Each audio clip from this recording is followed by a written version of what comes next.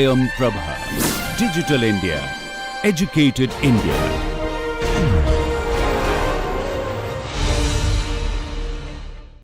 Hello students, welcome to this lecture. In last few lectures we have been discussing the electronic spectroscopy of atoms. First we started our discussion with electronic spectroscopy of hydrogen atom, which has only one electron, and then we saw that when we go for many electronic atoms, that is anything beyond hydrogen atom where there are more than one electron, we have some additional complications.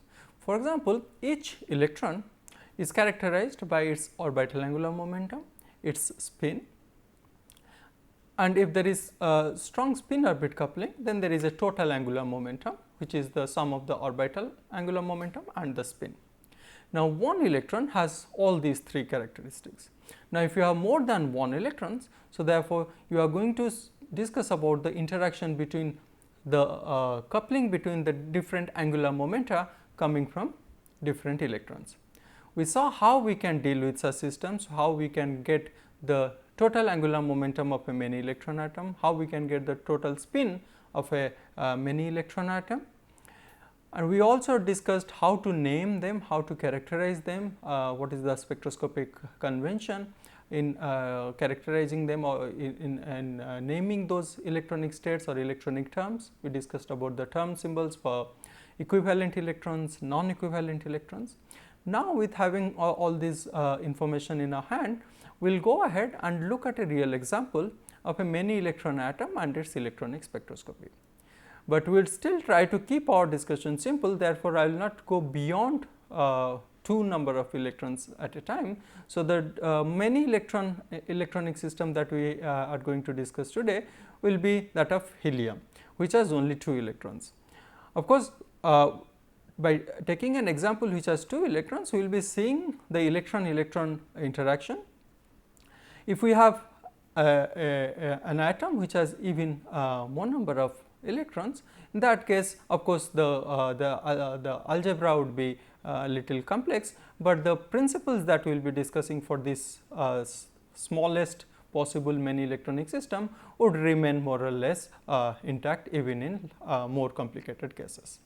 So, today's discussion is electronic spectrum of helium atom. As you know, hydrogen atom had 1 electron in its 1s orbital, and helium atom has got 2 electrons, and in the electronic configuration that we provide, we write it as 1s2, that is 2 electrons present in 1s orbital of helium.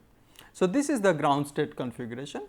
We already know that how we can obtain the term symbol from a particular configuration. Now, we see that 2 electrons are in 1s orbital. So, this is the case of equivalent electrons, because both the electrons have same n, that is 1, and same L, that is 0, 1s orbital. So, therefore, they are equivalent electrons. To get the term symbol for this, it is rather simple. We know that since both the electrons are in the same orbital 1s, so therefore, the only spin state that is possible is that is singlet. Of course, since there are 2 electrons, so possible spin states are 0 or 1, but given the configuration 1s2, triplet spin state is not possible with this configuration. So, therefore, we are going to have a singlet state. What about the orbital angular momentum part of this atom? So, since both the electrons are occupying L equals 0, that means s orbital. So, therefore, L1 plus L2 to L1 minus L2 remains the same, L1 is 0. So, these are 2 electrons both occupying s orbital. So, L1 is 0, L2 is also 0. So, therefore, sum of the 2 is also going to be 0. So, therefore, L is 0, S is 0. So, therefore, 2s plus 1, that is singlet, L equals 0. So, therefore, this is an S state. So, we have singlet S as the ground state. Of course, we know that in helium atom the spin orbit coupling is going to be rather weak, but for the sake of completeness, let us consider what are the J values. So, we know that J value goes from L plus S to L minus S, and since both L and S are 0, so therefore, L this state is singlet S0. So, this is the ground state configuration of helium atom. Now, what we do is that we will excite the electrons in the available atomic orbitals of helium atom and generate additional configurations, and corresponding to each configuration we will find out what are the electronic states involved. Alright, so we know after 1s orbital helium atom has 2s orbital. So, therefore, let us take one electron from 1s and put it in the 2s orbital. In this discussion, we are going to consider only excitation of one electron. Of course, you can assume that we can also excite both the electrons simultaneously, but the energy that will require to do this both electron excitation will be rather high, and it is also greater than the ionization energy of helium. So, therefore, we would consider only single excitation case.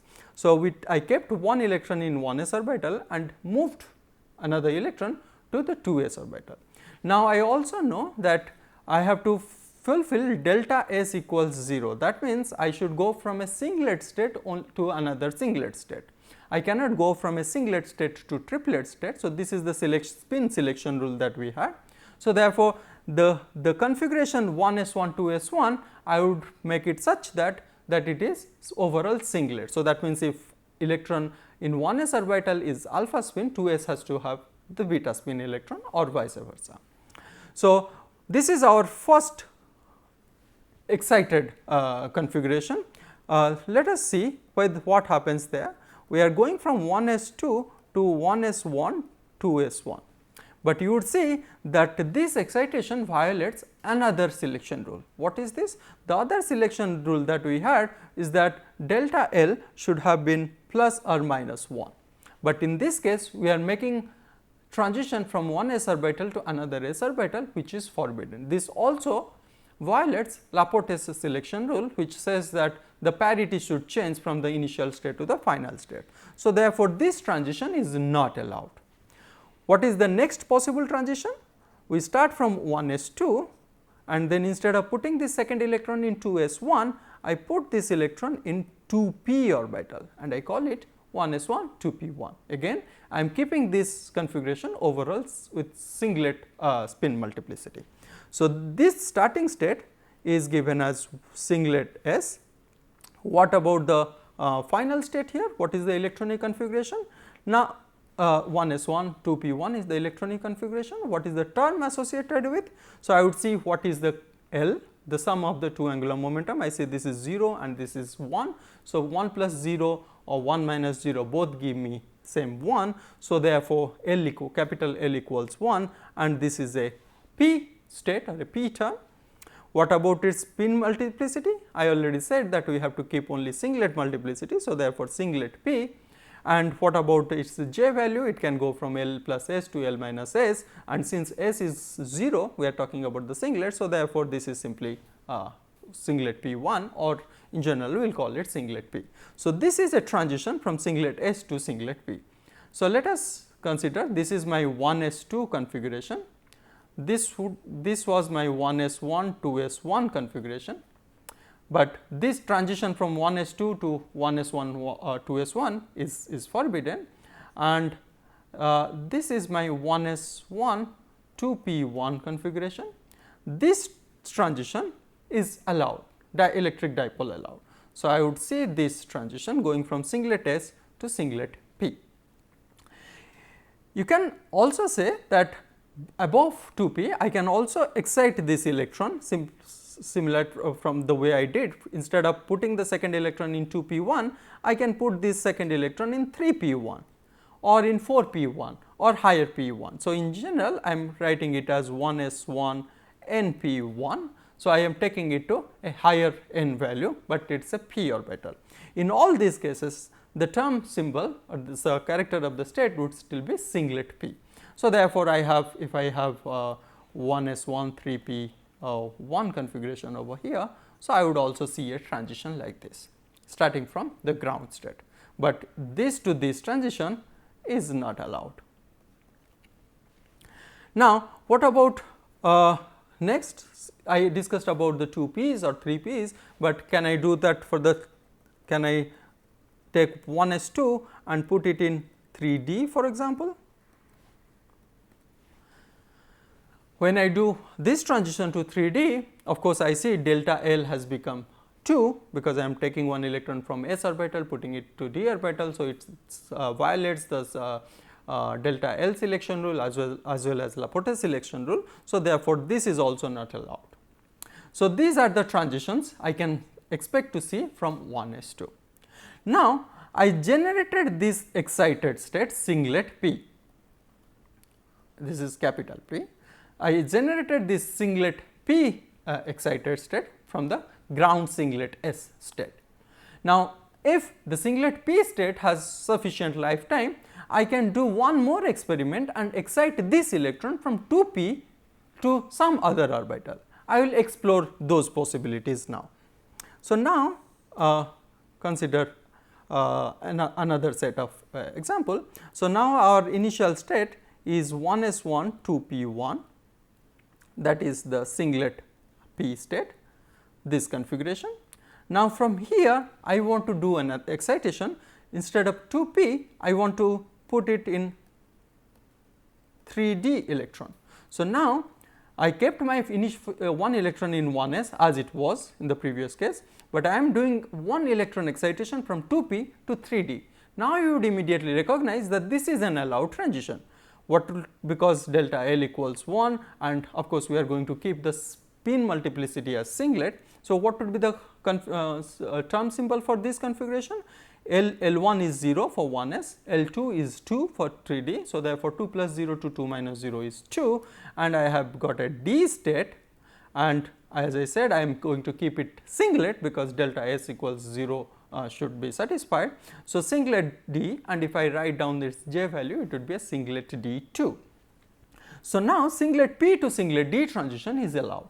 So, now I can see 1s1 2p1 2, I can write this is suppose 1s1 3d1 configuration. So, this transition is allowed. Similarly, I can actually do 1s1 to any nd1 where n is greater than 3, 4 and so on. So, I can similarly plan for other states 1s1, 4d1 and so on and so forth. There is yet another type of excitation possible. If you see that I am starting from 1s1 to p1, which is a singlet p state, I can go to a higher s orbital. For example, if I can from here I can go to 1s1 3s1. Suppose this is the configuration 1s1 3s1, and my initial electron was at 1s1 2p 1 this level. So, I am trying to make this transition. What will be the final state? Of course, both the electrons are in s orbital. So, therefore, these are going to be singlet states, singlet s states. So, now we can see that I can also make it 1s1 to 4s 2p to 4s transition. So, therefore, this electronic transition is also allowed. So, now we see we are getting so many possible transitions. All these levels, that all these states that I have drawn in this side, you would see that they all belong to singlet S identity.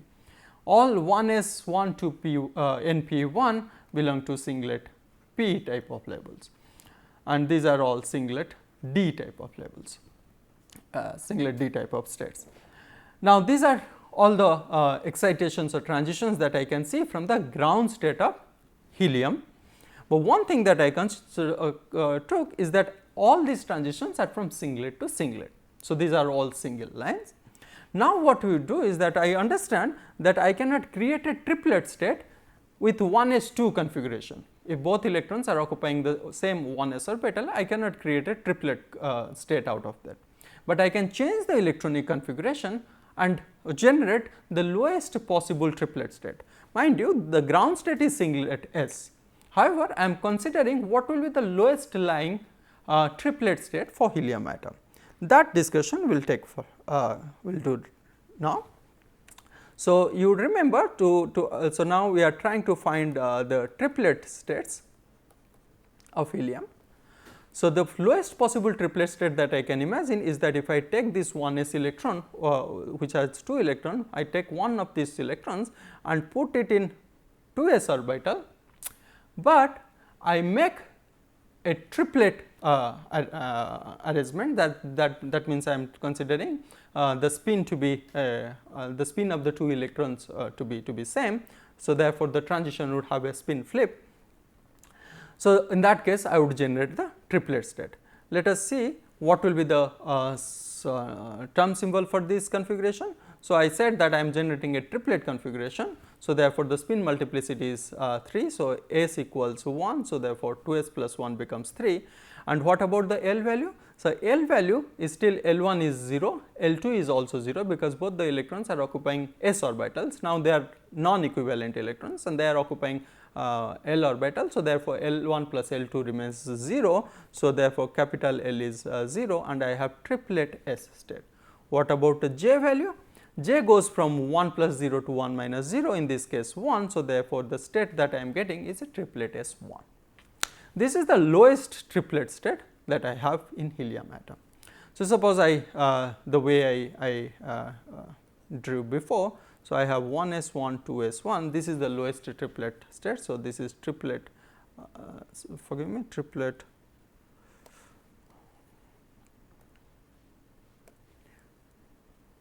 triplet S1.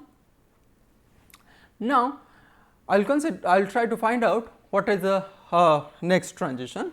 So, of course, I can take this electron from 1 S1 to P1, but now this will be in a triplet configuration.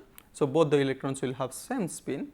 So, this will have 1 S1 2 P1, both have same spin.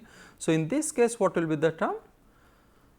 So, this is a triplet state. So, S equals 1, because that is what I am trying to generate. And what about L values?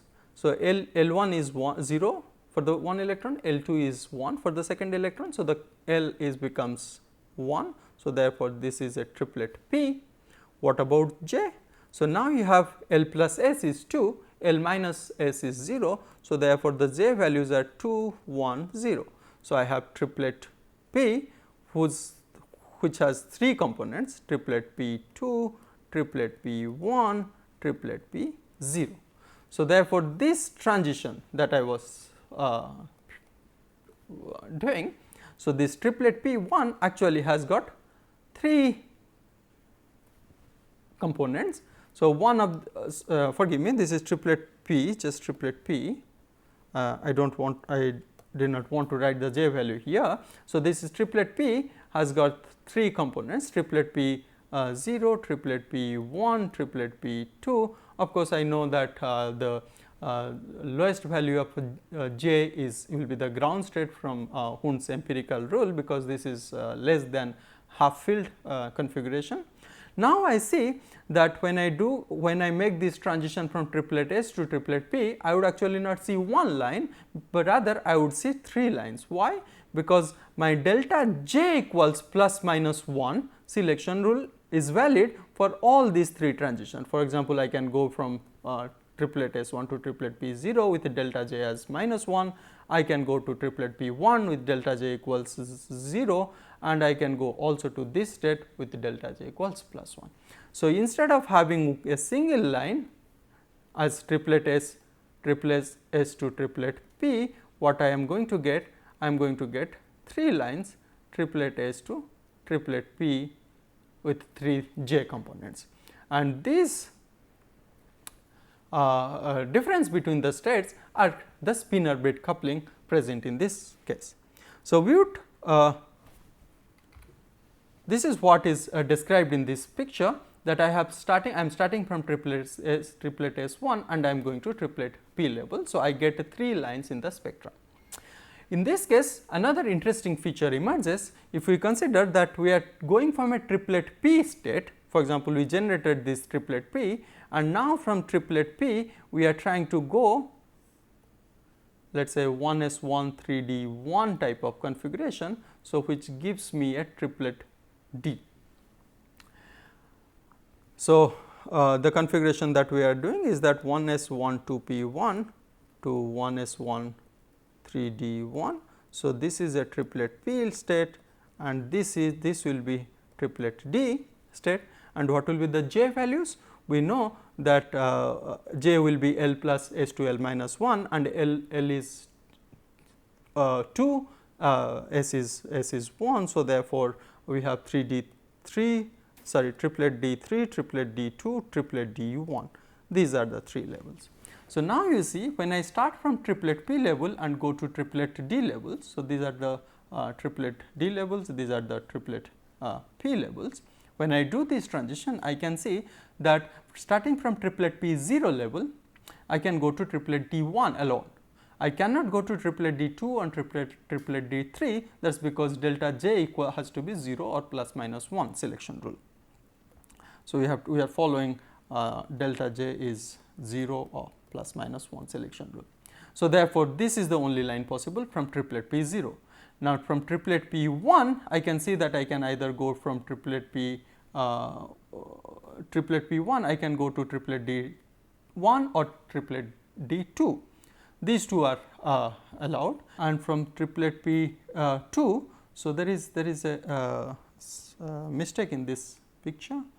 So, this transition is actually from triplet P2, because from triplet P2 I can go to triplet D1 with delta G equals minus 1, triplet P2 I can go to triplet D2 with delta J equals 0, and triplet P2 I can go to triplet D3 with delta J equals a plus 1 transition. So, what I am going to see here is that there are of course triplet, but in this case some of these lines are already split within themselves. So, you can see there are 3 closely spaced lines here, there are 2 closely spaced lines here, and this is a single line. So, this kind of spectrum is called a simple triplet,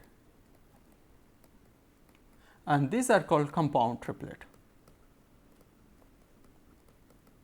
So, where the compound triplet is where we are seeing 3 different lines, but some of these individual lines are already split by themselves. So, therefore, we see this compound triplet example. So, this way we could discuss about the electronic spectrum of helium atom, which has 2 electrons.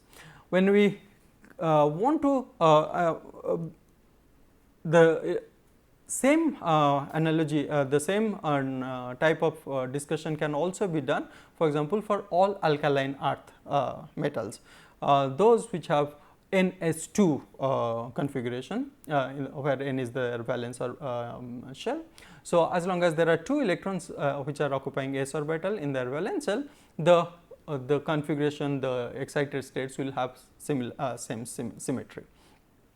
If we want to discuss for, let us say other configuration, let us say with the 3 electrons or with P3 or either equivalent or non-equivalent, the strategy is similar. We construct we write down the configuration. From this configuration we create the terms, and from these terms we try to find out which is the ground state, and from this ground state, keeping all the selection rule in mind, we carry out the excitation.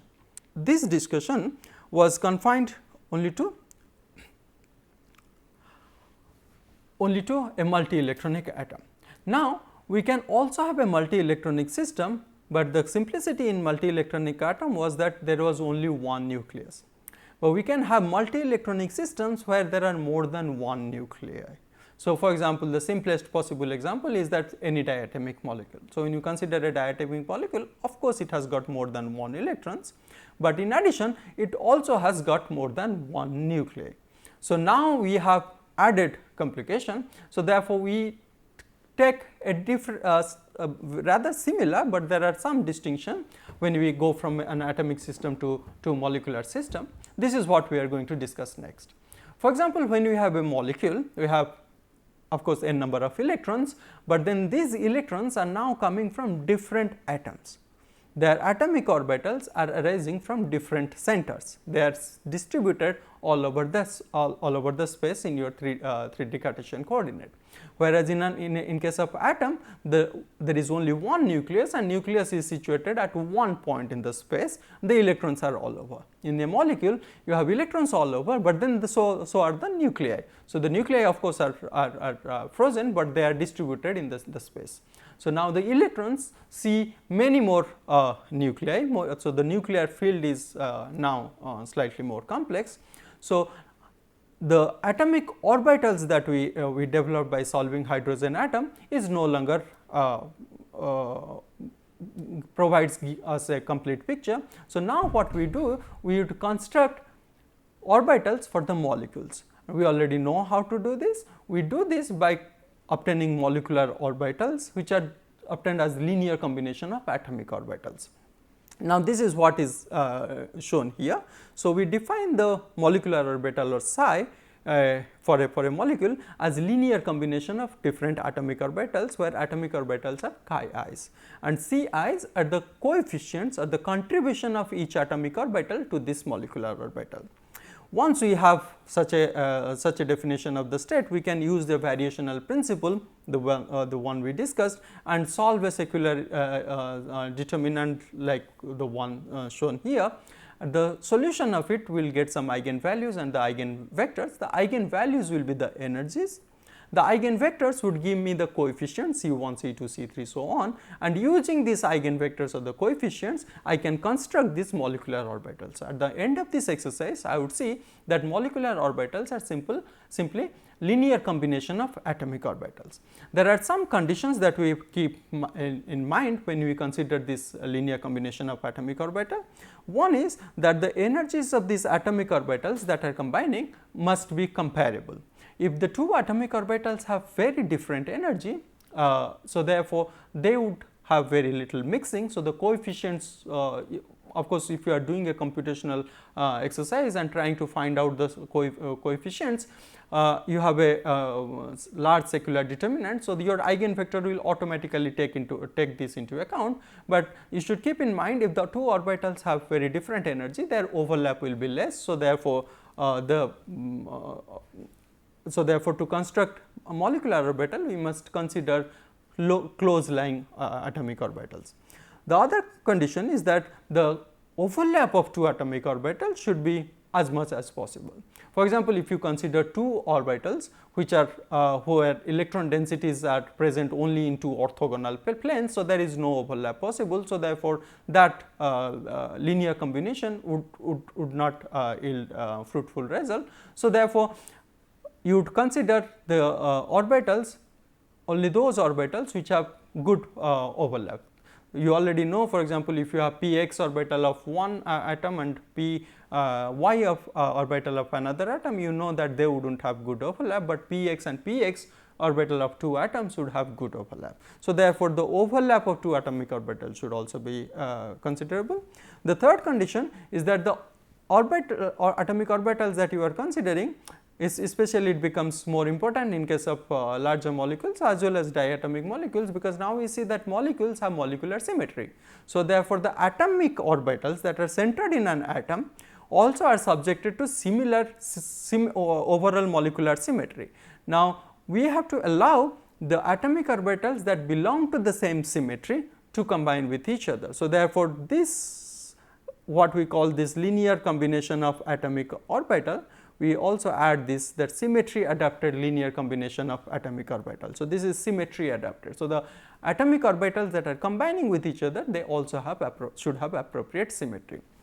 Now, this is a typical feature of a molecular orbital picture for AB diatomic system, heteronuclear diatomic system, where B is shown as more electronegative. Since B is more electronegative, the orbitals of B are low lying, and when you see the overlap, for example, the 2s and 2s orbitals of A and B, you see the bonding combination of the overlap is more like B. So, therefore, the coefficient for the bonding orbital C1 chi 1 plus C2 chi 2, in this case C1 will be much greater, C2 will be much greater, considering 2 as from B. On the other hand, when we see the antibonding combination, we have C1 chi 1 minus E to chi 2. So, in this case in the antibonding case the s orbital of A would have a greater combination greater contribution. Similarly, we also have similar overlap for p orbitals.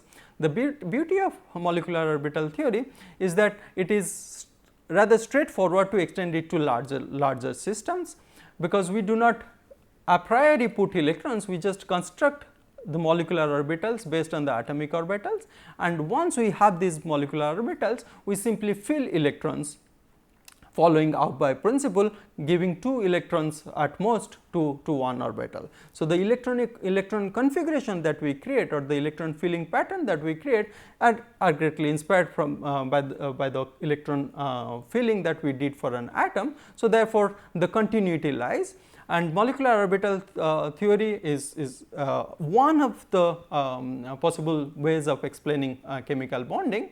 There are other methods, but molecular orbital theory has this great advantage that it can be easily done, its interpretation is intuitive, and it has wider applicability. We will continue our discussion on electronic spectroscopy of diatomic molecules based on the information that we have got in this class in our next lecture. Thank you for your attention.